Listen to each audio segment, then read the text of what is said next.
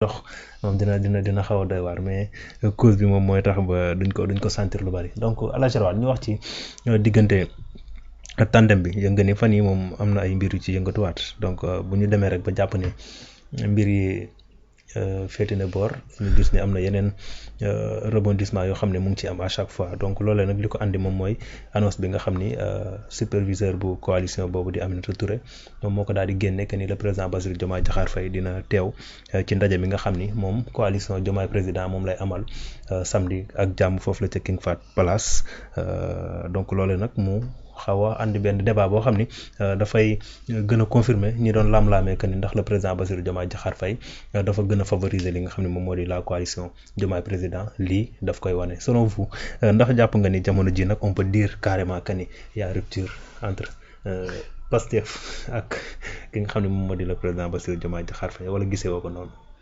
bon xam nga ñun Sénégal nag yàlla moo ñu dimbali. d'ailleurs bokk na ci li tax réew mi nag am dal sax quoi. waaw mooy on est pour ñu ëpp ci ñun on est ay optimiste lañ. waaw xel mu seel. waaw maanaam c'est-à-dire dañuy yaraale ci bañ a di ñaaw njort. waaw bañ na ko ba dès le bas âge lañ lay wax ne ñaaw njort baaxul. tu vois. Ouais. donc dañ la koy mooñaale ba moo tax ñun on est plus des optimistes que autre chose. loolu mooy waral parfois yu bari day am nga teg ci sa bët gis ne moo ngi nii. mais nga ni man daal mënumaa gëm lii quoi. waaw xam nga loolu da nga koy dégg souvent. tout à fait non man daal mënumaa gëm lii quoi parce que njort gu rafet gi ngay am mooy tax. mais en vérité que rupture am na sur le plan politique du samay waxi premier ministre la premier ministre dafa taxaw assemblée nationale mu ne problème am na politiquement du ñu tere nag liggéey ndax réew mi ñor. li jëm ci wàllu liggéey bi et cetera.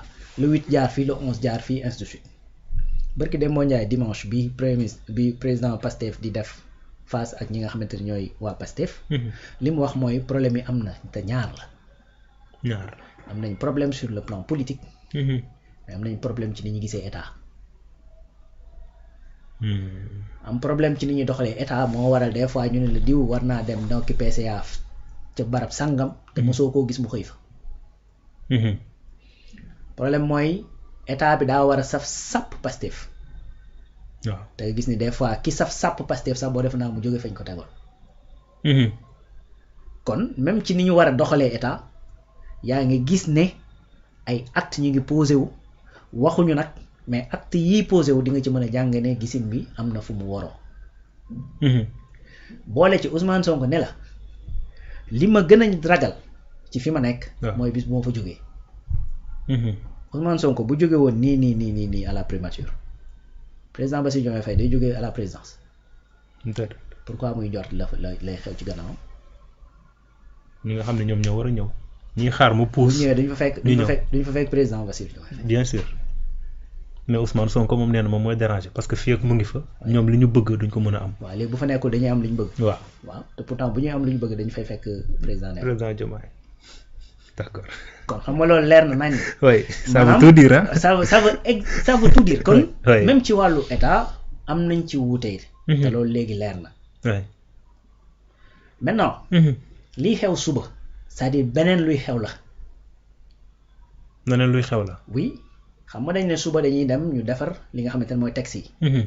mais Diomaye président bu defarul texte yi lu muy def dañ leen a jox liggéey sant leen ko ki nga jàppee sa kilifa bu la joxee liggéey doo ko def. absolument. tant que yaa ngi koy def yaa ngi wéy ci li mu bëgg tant que neew la arrêté nag moom moo wéy di def. tey li jëm ci wàllu carte de membre Pastef yeeg ñoom seen képp koo xamante ne da ngaa xëy doxoo ci massification wàcc nga li la Ousmane Sonko wax. képp koo xamante ne da ngaa xëy di dox ci li Ousmane Sonko wax ne da ngeen di massifier yaa ngi dox ci li Ousmane wax ci diggante bi xëy na peut-être Ousmane sax waxaatul. kon. rupture boobu ngay wax séparation boobu ngay wax diggante Diomaye président ak ki nga xamante ne mooy parti Pastef kooku c'est consommé politiquement c'est consommé. parce que ba nga xamante ne président joxe na ay instruction ba tey génnaatul joxe instruction contraire li ñuy gis sax mooy que ni parti ba ma ngay massifié wu di dem di jël ci ñeneen di indi ci seen biir. mooy coalition bi. li ñuy gis ne mooy ci diggante bi coalition bi am na siège coalition bi def na fa enseigne photo président. bien que photo officielle la fa def loolu sax problème la mais finalement tu te rends compte que sax en vérité du problème pour coalition Diomaye président puisque président de la République ci boppam fa mu recevoir les députés de Pastef ca palais ba ak ñi nga xamante ne ñoom ñooy les coordonnateurs départementaux lu dëgg kon bon ba tey ñuy gis ay actes yu wane ni Diomaye président mu ngi fi te mi ngi doxal kon loo ñëw ba suba gars yi ne way dañuy defar texte yi nga naan non loolu moom kon loolu finalement yëf yi yàgg na fi si yàgg na fa parce que boobu ba tey waxaguñ leen ne leen arrêté leen amul lettre bu génnaat wala instruction bu génn ne Mimi Touré dénkatuma la arrêté bul doxalati. mais ñu bari dañ doon jàpp ni que ni le président mën na revenir at ci décision bi nga xam ne jël na ko à travers les audiences yi nga xam ne doon na ko am ak waa Pastef que ci député coordonnateurs yi. ñu bari yaakaaroon que ni peut-être c'était benn possibilité la boo xam ni sénégalais mën nañu yaakaaraat que ni le président dafa bëgg a rectifier ñu bari sax loolu la doon wax li nga xam ne def na ko. donc bu li amee est-ce que ñu bari loolu lañ doon ah ouais maa doon dégg ñu bari di wax que ni gisante bi peut-être day réccu li nga xam ne moom moo xewoon. mais tey après bi ñu demee ba génn yow loo am comme info. waaw que ni mu ngi ci lim nekkoon. waaw jeex na. jeex na lii mooy li am. c'est-à-dire nag xam nga tey y a aucune loi boo xamante ni dañ ko transgressé. liñ fi transgressé mooy la morale. mooy li nga xamante ni ay kàddu la ay engagement yoo xamante ni jëloon nga ko et cetera. donc tey su fekkee ne maanaam ñi bokk Pastef sax xam naa noppalu nañ ci loolu. waaw peut-être que sama genre gi nga xamante ni voilà dañuy analyser l'actualité et tout ça ñoo am l'obligation bu question yi toogee ñu mën a analyser ak yu ni mel. mais li wër te wóor mooy dafa am benn kuréel gu tudd Diomaye président. Diomaye président jusqu'à moment bii may wax ak yow déggaguñu sax Pastef fu mu ne génn naa Diomaye président est-ce que xam nga loolu. waaw absolument. li ñu dégg woon. mooy que ni dañoo war a créer benn coalition bu tudd APT. dañoo war a glisser Diomaye président yóbbu ko ci APT xam nga déggaatuñu ci lu bari. li ñuy dégg actuellement nii mooy deux choses mooy que ni parti bii nga xamante ne mooy Pastef mi ngi nekk di dérouler li nga xamante ne mooy agenda politique am. agenda politique am boobu li ko gënaloo woon mooy ñu def ko au sein d'une coalition boo xamante ni dañ koy réformer. tuddee ko APT. ànd koog ña nga xamante ni ñoom lañ ko war a àndee ña nga xamante ne ay alliés lañ ñu war a fusionner dugg biir Pastef ñu dugg biir Pastef parce que y en avait ñoo nga xamante ne dañoo waroon dugg biir Pastef. Mary Teuw Niane par exemple am na effectivement ñu bokk ci moom ñu génn wax ne dañoo jëloon même intention bay waaj a dugg Pastef problème bi mu amee ci lañ taxawaat ci lañ delluwaat def rétropédalage. mais rétropédalage boobu ça veut dire que ni encore une fois dafa am beneen alternative. kon beneen alternative boobu mooy Diomaye président. tu vois. voilà léegi lii mooy la réalité bi nga xamante ne moo fi am. donc lii xew suba. dafay ñëw tout simplement nekk beneen acte bu ñuy poser moo xamante ni ci biir cadre Diomaye président léegi nag ku jël réalité boobu bëgg koo occulter bëgg koo jël teg ko na le c'est-à-dire libre à toi de le faire mais c'est une réalité qui est là.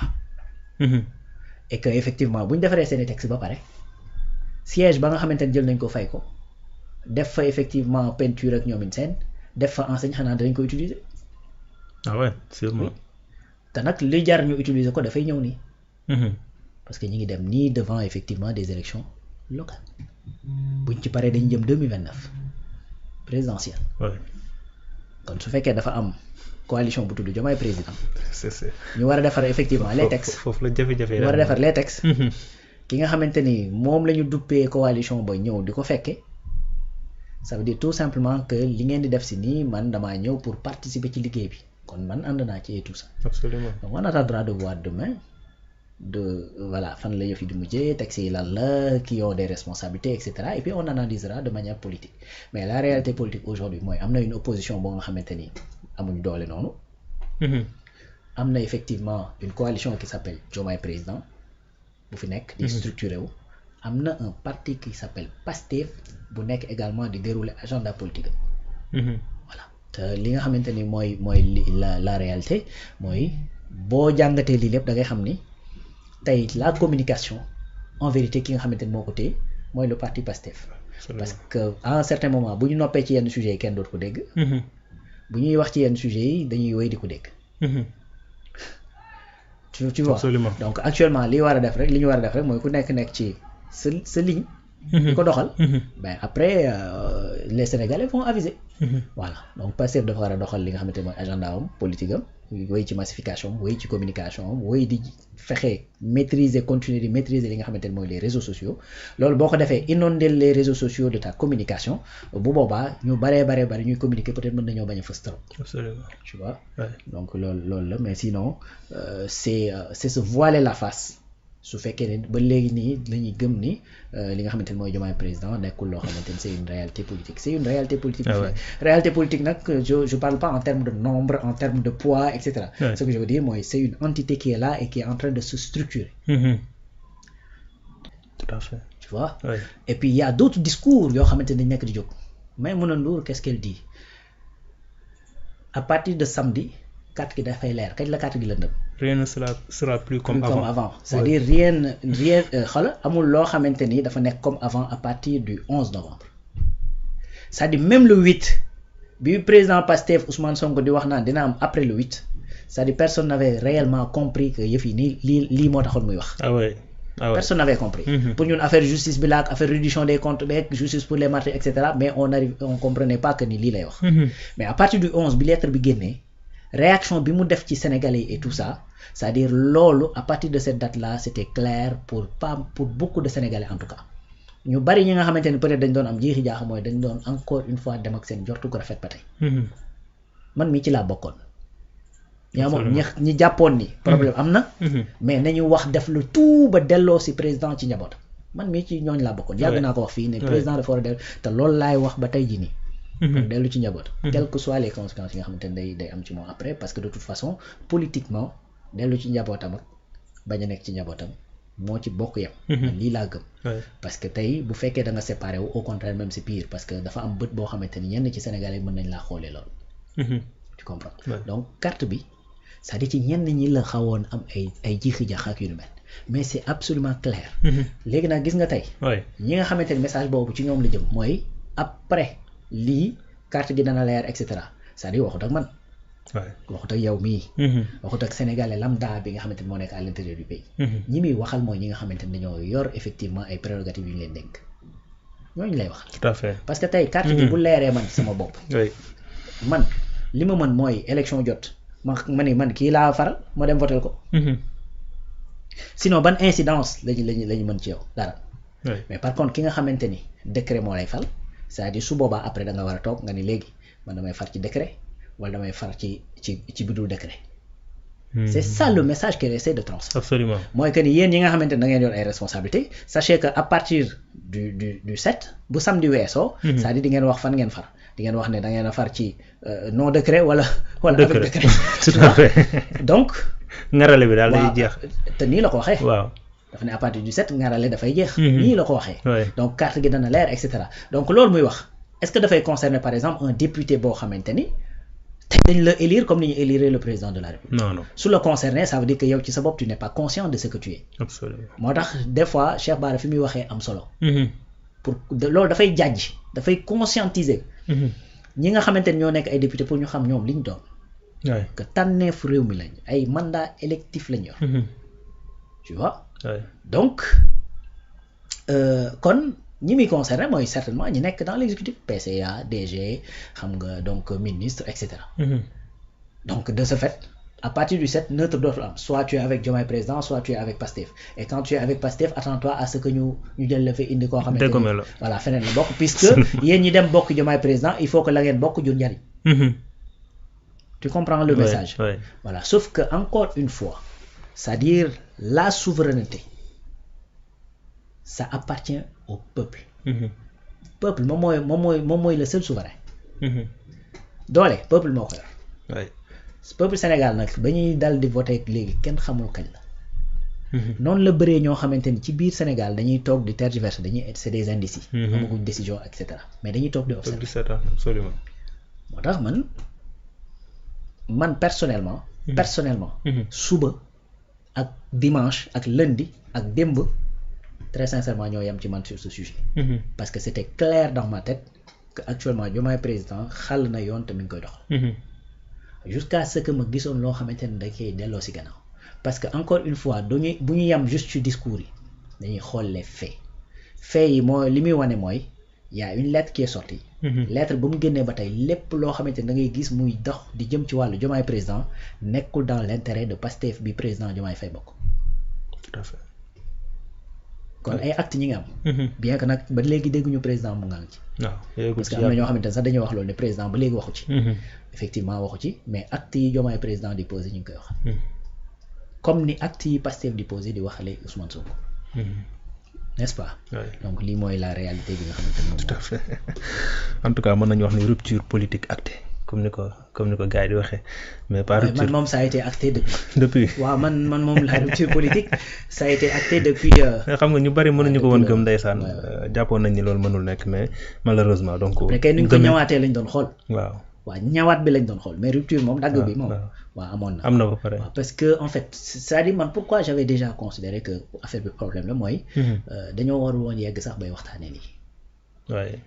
waaw waruñu woon agsi fii tout à fait. man je sais que la relation bi ñu am man ak yow. am na loo xamante ni boo ci naroon dugg te xam ne bu ma ñëwee désapprouvé ko doo ci dugg. te pourtant bi nga xamante yàggul trop de. absolument. mais man leer na ma en âme et conscience que ne am na loo xamante ni yow mii tey boo ci naroon a dugg. xam ne su ma ñëwee nii boo ci duggee loolu naqari ma. doo ci dugg. oui tout à fait. te barki def moo jaay la ñu xamante. à plus forte raison koo xamante ni vous avez toute cette relation bi nga xamante ni moo leen di lii. oui malheureusement. waaw doy na waar en tout cas on attend demain pour xool lan moo war a tuppee foofu en tout cas lu ci xew moom madame Aminata Touré dinañu ko wax parce que moom c'est elle qui gère la communication te bëgg na lépp leer donc dinañ xam lu xew suba incha allah.